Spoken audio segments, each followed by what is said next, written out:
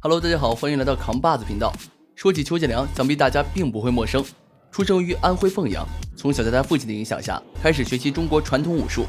有些人天生丽质难自弃，一出世便能叱咤风云，称王称霸；也有一些人10年磨一剑，卧薪尝胆，苦尽甘来。而中国拳王邱建良应当属于第二种，从默默无闻到世界前10，再从世界前10到世界前3，然后再挺进直到世界排名第1。刷新中国拳手历史最佳排名，做到这不可思议的一切，邱建良仅仅用了3年时间。此次他的对手来自罗马尼亚的马克西姆。Salut tuturor, sunt Adrian Maxim, vin din România, am 26 de victorii și sunt gata să fac pe a 27.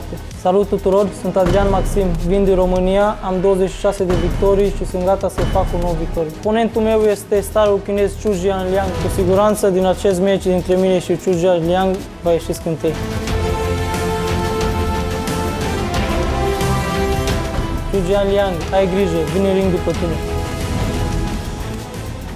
好的，比赛现在开始，我们一起来看看这场精彩的对决吧。好，各位观众朋友，您现在看到这场比赛是世界职业搏击黄金联赛勇士的崛起男领战的比赛。这场比赛呢是大家非常熟悉的邱建良对阵来自于罗马尼亚的马克西姆。邱建良呢，一直以来是一个擅长用头脑打拳的一位选手，而且他的这个脚步的切线移动呢，也是他自己的特色。我们看他的利用自己的脚步移动呢，为自己创造更多的战机。对，邱建良也是一个智商高、情商也高的运动员啊。没错。邱建良的这个对拼呢，并不盲目。大多数会选择自己有合适时机的时候进行进攻。比赛刚一开始，马克西姆就把邱建良压制在身边，似乎是想限制邱建良的移动，但是邱建良利用灵活的步伐，频频给予对手反击。马克西姆也是非常的无奈。我们可以看出来，邱建良完全是采用了游击战，敌进我退，敌疲我打。马克西姆往往想要发动进攻，邱建良就及时的往后撤。在用这种方式呢，邱建良打败了很多对手。上勾地扫。邱建良会经常改变自己的这个攻击频率和速度，让对方把握自己的节奏会变难。马克西姆呢是来自罗马尼亚的选手 ，WKO 的世界冠军，这个西班牙 KO 战队的选手，也是这种泰式风格的选手。一般来说，他们的打击速度并不快，更擅长找寻自己的有效性的重击。邱建良这个大家非常熟悉了，还是跟大家介绍一下，26岁，身高1米74，目前的这个历史战绩啊是这个43战37胜6负17次 KO，14到15年 S1 世界金腰带，16年 WF 67公斤级世界功夫王者。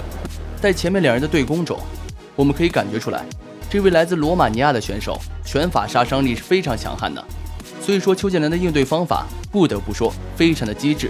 邱建良失去了自己的心态的平衡，对，我们只能说邱建良的心态还需要再打磨，但是在技巧上，我们不认为邱建良比对方差。利用一个拉踹的方式打俯击头扫踢，一气呵成的4连击。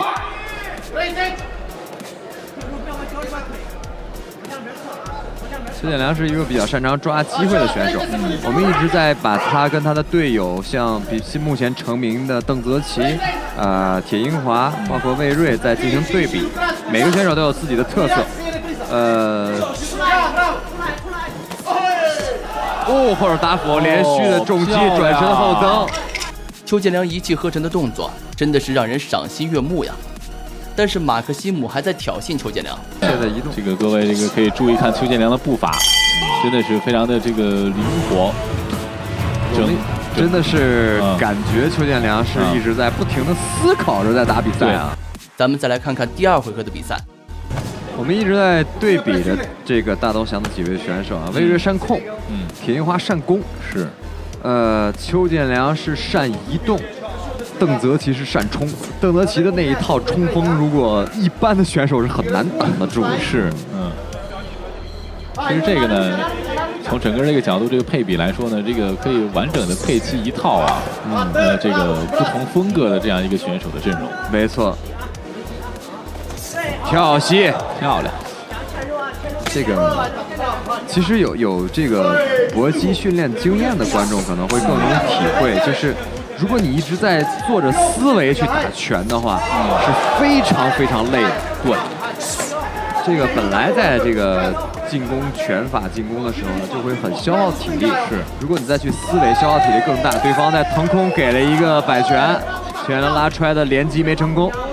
第二回合刚一开始，比赛就进入了白热化阶段，两人为大家奉献了一场精彩的攻防大战。邱建良在移动中频频给对手打击，而马克西姆的抗击打能力也很顽强。我们看到邱建良有好几个击负，但是对于他来说似乎并没有多大的影响。外这个方式可以顺利的把自己切出去。对，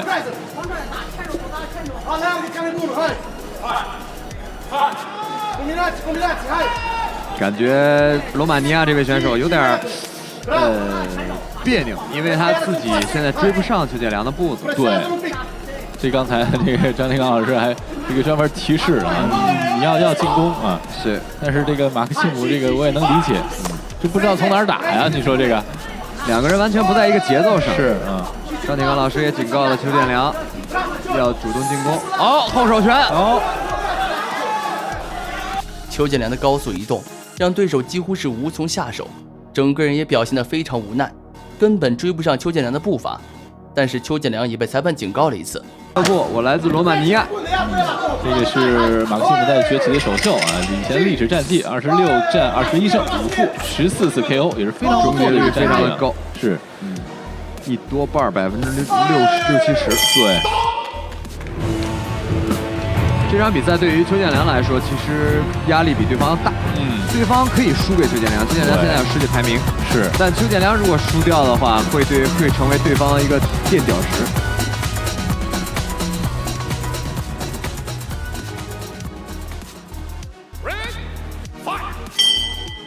邱建良的战术完全没有错，面对这种拳法比较重的选手，避其锋芒，发挥自己的长处，这才是最正确的选择。对手的体力也很快被消耗了。咱们再来看看第3回合。确实，那个邱建良这个整个的移动的脚步啊，没停过，对，没停过，对手很难琢磨。这个在我们训练的时候呢，教练经常会告诉我们，你要保持移动，但真正做起来其实很少有人能做得到。对，邱建良是为数不多的一个。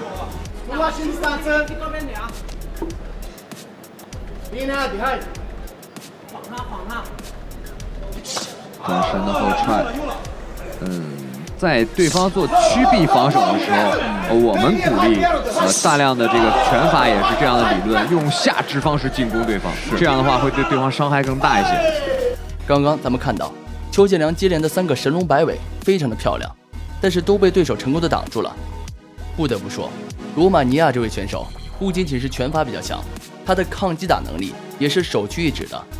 我现在依然还记得邱建良神龙摆尾 KO 肯姆的那场比赛，对手当场就起不来了。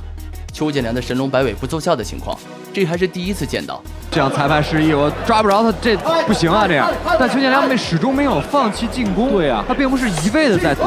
是。这个有点像这个小学生是告老师的感觉。老师，你看他老跑。但的确是，相对有效的进攻数，其实邱建良更高一些。马克西姆的进攻数非常的低。因为这个场面擂台，我们的边角是边长7米，是，那这整个的6角擂台会比一般的4角擂台要大。对，在两人的对攻中，完全抓不到邱建良的马克西姆多次向裁判示意，你看，不是我不进攻啊，是我完全打不到他呀，甚至还扭屁股嘲讽邱建良。但是邱建良并没有因此失去理智，依旧执行之前的战术，在移动中出击，一点一点的把对手蚕食掉。打的方式呢也是非常的好的。马克西姆终于抓住邱建良，抓住这机会了，输出一些。当中那个潜台词是我可逮着你了我。因为这个场面擂台，我们的边角是边长7米，是，那这整个的6角擂台会比一般的4角擂台要大。对，这个马克西姆可能这个打起来确实有点费劲啊。可以说，在这场比赛，邱建良的战术是很成功的。对，虽然从观赏性上没那么好。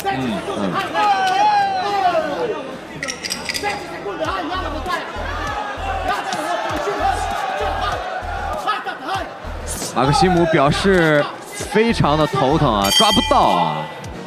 最终经过3个回合的比拼，3位裁判一致性判定邱建良以大比分优势获胜。大家对于这场比赛怎么看呢？欢迎在评论区留言哟。喜欢邱建良的朋友，给他点个赞再走呗。